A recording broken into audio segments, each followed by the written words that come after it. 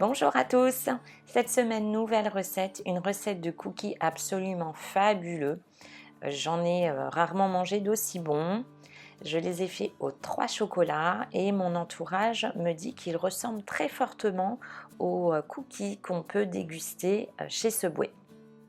J'espère que la vidéo et la recette vont vous plaire. Je vous laisse découvrir les ingrédients et toutes les étapes pas à pas en images.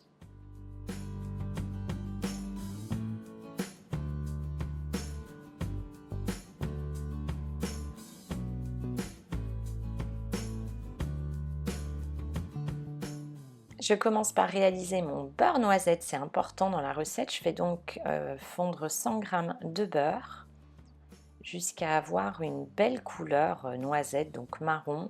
Attention de ne pas trop le faire chauffer, de ne pas le faire brûler tout simplement. Bon, moi, il était un tout petit peu trop cuit sur la vidéo. Donc ensuite, je le dépose dans un saladier ou dans un bol. Et je mélange régulièrement, donc quelques minutes, jusqu'à ce qu'il refroidisse.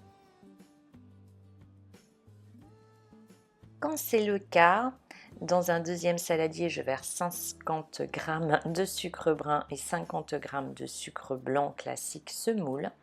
J'ajoute mon beurre noisette. Je mélange à l'aide d'une maryse ou d'une cuillère, ce que vous avez à la maison. Et ensuite, quand tout est bien mélangé, alors il n'y a pas besoin de mélanger énormément, un peu, j'ajoute un œuf entier. Il faut qu'il soit à température ambiante, c'est important dans la recette. Et je mélange à nouveau à l'aide de la maryse. J'ajoute ensuite une bonne cuillère à soupe d'extrait de vanille liquide. Je vous mets dans le petit, comme d'habitude, ma recette de vanille maison.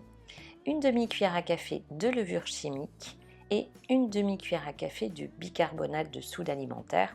Vous mettez vraiment des toutes petites cuillères à café. Ensuite, j'ajoute ma farine. Moi, j'aime bien faire un mélange de T55 et de T65.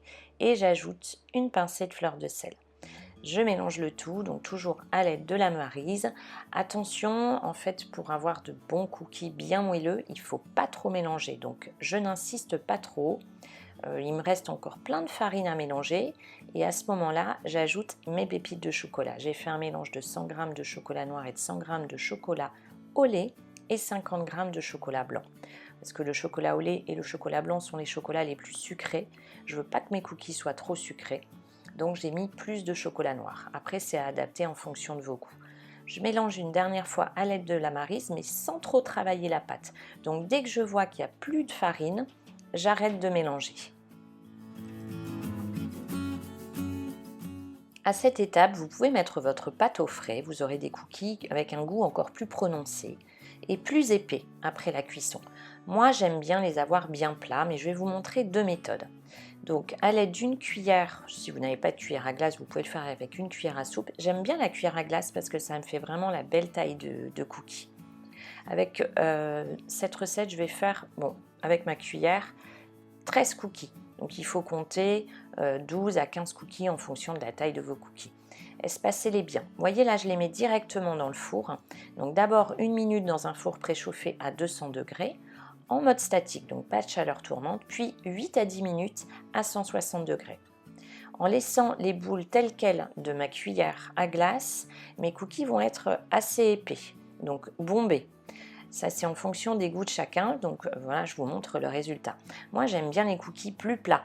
Donc j'ai fait ma deuxième fournée en les aplatissant un peu. Donc à l'aide de ma cuillère à glace, je les aplatis et j'aime bien les reformer pour qu'ils aient une jolie forme après cuisson, ce qui n'est pas toujours le cas.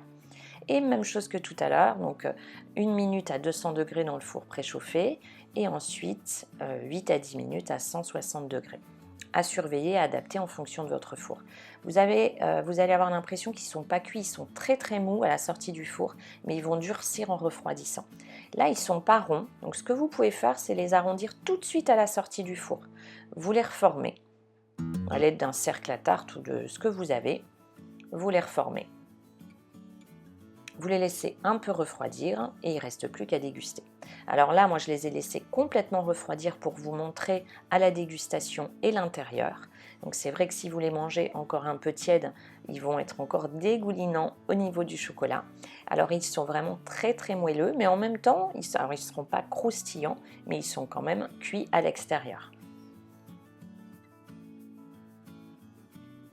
Vous obtenez vraiment voilà, des cookies en l'intérieur, je le trouve fabuleux. Ils sont mais vraiment délicieux, il n'y a pas trop de sucre. Vous avez ce mélange de 3 chocolats. J'espère que cette vidéo vous a plu. Si c'est le cas, comme d'habitude, pensez à la partager. N'oubliez pas de vous abonner. À très vite pour une prochaine recette et prenez bien soin de vous.